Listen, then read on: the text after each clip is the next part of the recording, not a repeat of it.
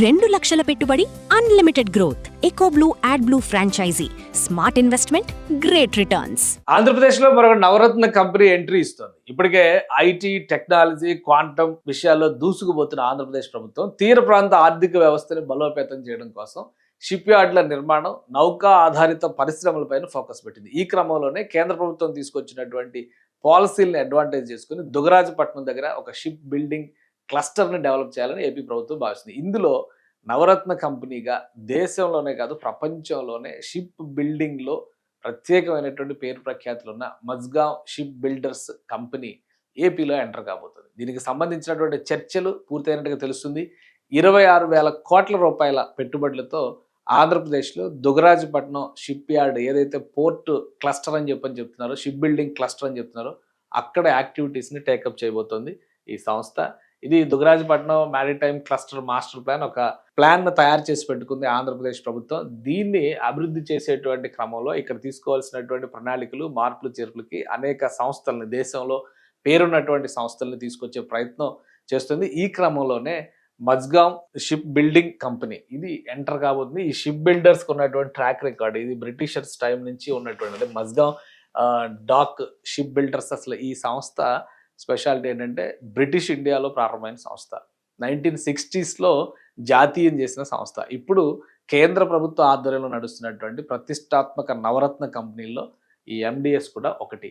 Mazagon dock ship builders limited emerging as anchor investor for 26,000 crore Dugarajapatnam ship building cluster. అది ఆ క్లస్టర్లో పెట్టుబడులు పెట్టడానికి ready అవుతుంది. ఆంధ్రప్రదేశ్ ప్రభుత్వం భూమి సమకూరుస్తుంది. దాదాపు 2,200 ఎకరాల వరకు ఒక అంచనా వేశారు. ఆ క్లస్టర్ని ఏ విధంగా డెవలప్ చేయాలి, దానికోసం ఎక్స్ప్రెషన్ ఆఫ్ ఇంట్రెస్ట్ని రిలీజ్ చేశారు. ఒక కన్సల్టింగ్ ఫర్మ్ని సెలెక్ట్ చేస్తారు.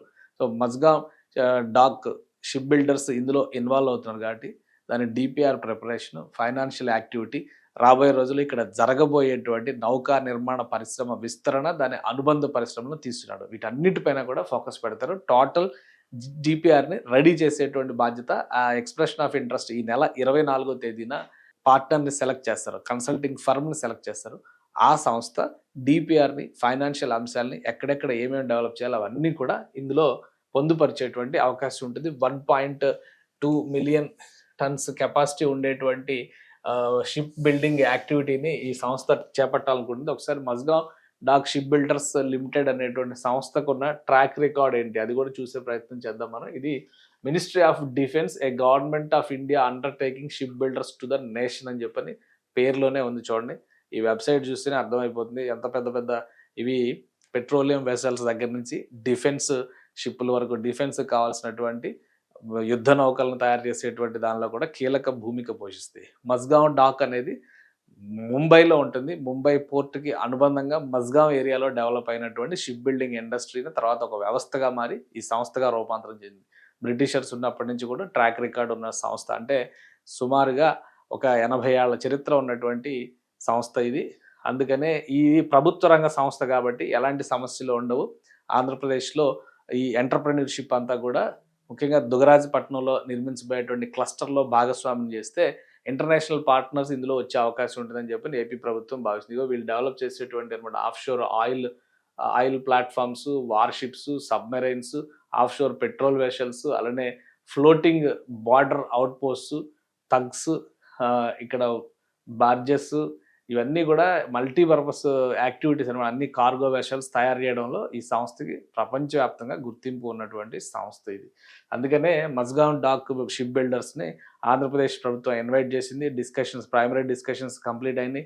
దాదాపు 26,000 కోట్ల పెట్టుబడులు పెట్టబోతున్నారు. రాష్ట్ర ప్రభుత్వం భూమిని సమకూరుస్తుంది. కేంద్ర ప్రభుత్వం కూడా ఇందులో వాటా పెట్టేటువంటి అవకాశం ఉంటుంది. సో ఈ షిప్ బిల్డింగ్ క్లస్టర్ డెవలప్ చేయడం వలన పూర్తిగా తీర ప్రాంత ఎకానమీ మారిపోతుందని చెప్పని అంచనా వేస్తున్నారు. ఎందుకంటే ఒకసారి మనం చూద్దాం, లొకేషన్స్ పరంగా చూస్తే ఇది దక్షిణాది, ఎక్స్ట్రీమ్ దక్షిణాది అనమాట. ప్రస్తుతం విభజించినటువంటి జిల్లాల పరంగా చూసినప్పుడు తిరుపతి జిల్లా పరిధిలో వస్తుంది.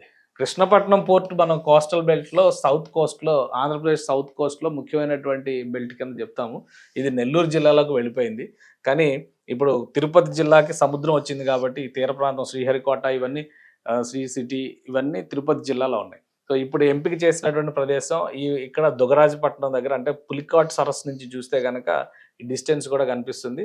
అలానే అసలు మీరు లొకేషన్ మ్యాప్లో చూస్తే ఇంకా క్లియర్ పిక్చర్ కనిపిస్తుంది అనమాట. అంటే గూగుల్ మ్యాప్స్లో ఇంకా క్లియర్ పిక్చర్ కనిపిస్తుంది దుగరాజపట్నంకి సంబంధించి. ఒకసారి మనం ఇలా జూమ్ చేసి చూస్తే ఇది ఆంధ్ర తమిళనాడు బార్డర్. ఆ బార్డర్ ఏరియాలో దుగరాజపట్నం, ఇది తమిళనాడు బార్డర్. ఇది చూడండి, ఇది తమిళనాడు బార్డర్. ఇటువైపు అంతా తమిళనాడు ఉంది, ఇటువైపు అంతా ఏపీ ఉంది. సో ఈ బార్డర్ అడ్వాంటేజ్ని ఉపయోగించుకునే పరిశ్రమల్ని, ఆర్థిక కార్యకలాపాలని పెద్ద ఎత్తున ఆంధ్రప్రదేశ్ ప్రభుత్వం ప్రణాళికాబద్ధంగా అభివృద్ధి చేసే ప్రయత్నం చేస్తుంది. అందుకనే ఇక్కడే శ్రీ సిటీ ఈ ప్రాంతంలోనే డెవలప్ అవుతుంది. తిరుపతి పరిసర ప్రాంతాల్లో ఇంకా మేక్ ఇన్ ఆంధ్రప్రదేశ్ పేరుతో పరిశ్రమలు వస్తున్నాయి. సో ఇప్పుడు దుగరాజపట్నం ఇక్కడ వస్తే కనుక చెన్నై పోర్టు, చెన్నైకి ఉండేటువంటి కాంప్లికేషన్స్, పాత పోర్ట్ అయిపోయింది కాబట్టి చాలా టెక్నికల్ ఇష్యూస్ ఉన్నాయని చెప్పని అంటారు. ఇక్కడ చెంగల్పట్టు దగ్గరలో పోర్టు డెవలప్ అయి ఉంటుంది ఇక్కడ. సో కొత్త పోర్టు ఉన్నప్పటికీ కూడా ఈ ఏరియాకి కనెక్టివిటీ చాలా ఈజీ అవుతుంది అనేటువంటి అభిప్రాయం. అందుకనే దుగరాజపట్నాన్ని ఈస్ట్ కోస్ట్లో షిప్ బిల్డింగ్ ఇండస్ట్రీకి ఒక ప్రధానమైనటువంటి క్లస్టర్గా డెవలప్ చేయాలని చెప్పని కేంద్ర ప్రభుత్వం కూడా భావిస్తుంది.